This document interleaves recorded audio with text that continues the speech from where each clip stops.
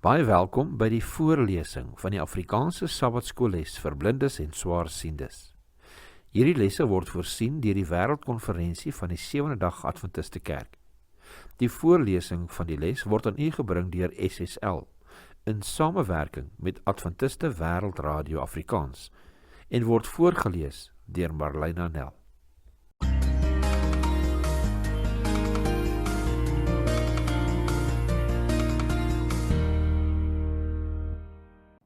Sondag 1 Februarie, om jou in die Here te verheug.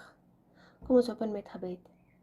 Liewe Heer, ons sê vir U baie dankie vir die voorreg wat U ons gee om hierdie studie te kan deurgaan. Ons vra, liewe Vader, as dit U wil is, dat U hierdie studie vir ons mag seën en dat ons dit mag verstaan. Ons vra dit in Jesus naam alleen.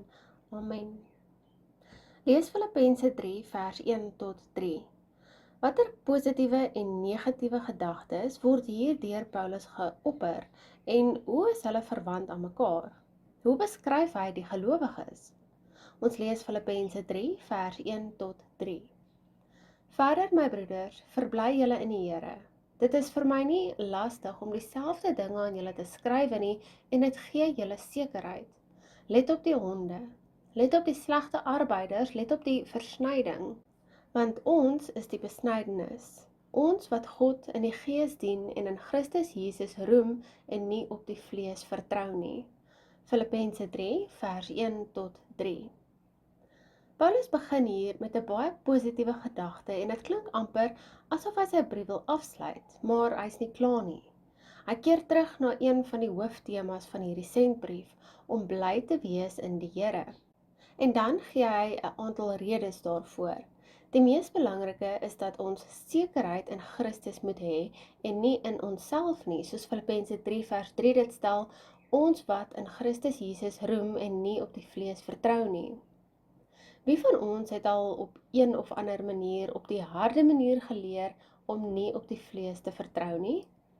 Die waarskuwing let op, wat 3 keer genoem word op geen ander plek in die skrif gevind nie. Blykbaar het die Filippense baie goed geweet waarna Paulus verwys het. Eerder as om dit aan 3 aparte probleme toe te skryf, blyk dit om na 'n groep valse leraars te verwys, wat op 3 verskillende maniere beskryf word. Bose of ongodsdienstige mense in Israel was soms na verwys as honde. Ons lees Filippense 3 vers 2. Let op die honde, let op die slegte arbeiders, let op die versnyding. Ons vergelyk dan met Psalm 22 vers 17. Want honde het my omsingel, 'n bende kwaaddoeners het my omring, hulle het my hande en my voete deurgrawe. Ons lees ook Jesaja 56 vers 10. Hulle wagte is almal blind, hulle merk niks nie, hulle is almal stom honde wat nie kan blaf nie, wat dromerig lê, lief is om te sluimer. Ons lees Matteus 7 vers 6. Moenie wat heilig is aan die honde gee nie, en gooi julle parels nie voor die varke nie, sodat hulle dit nie miskien op hulle pote vertrap en omdraai en julle verskeur nie.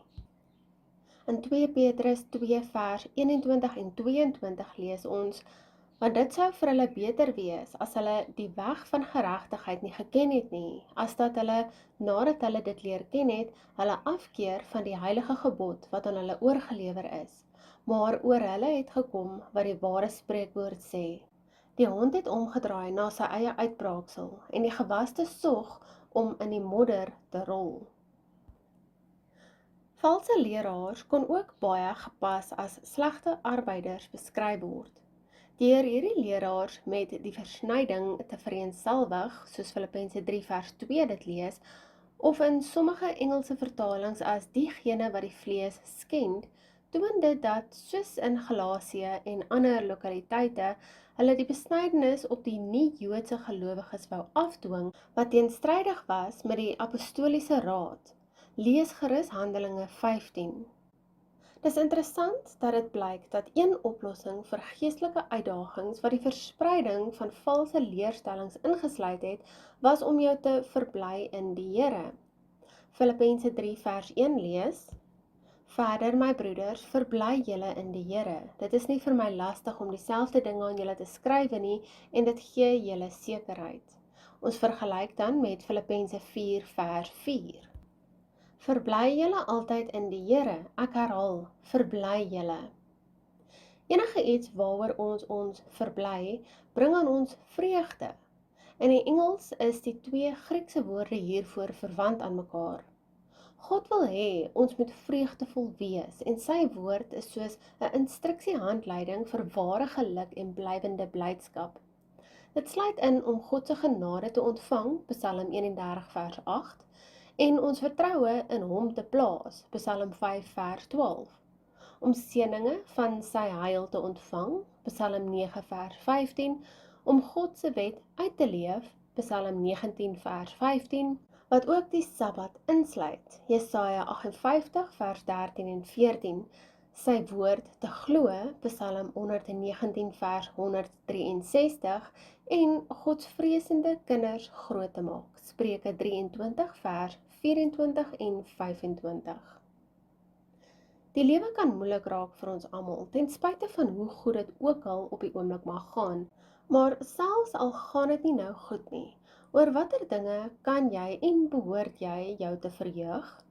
Wat verhinder jou om dit te doen?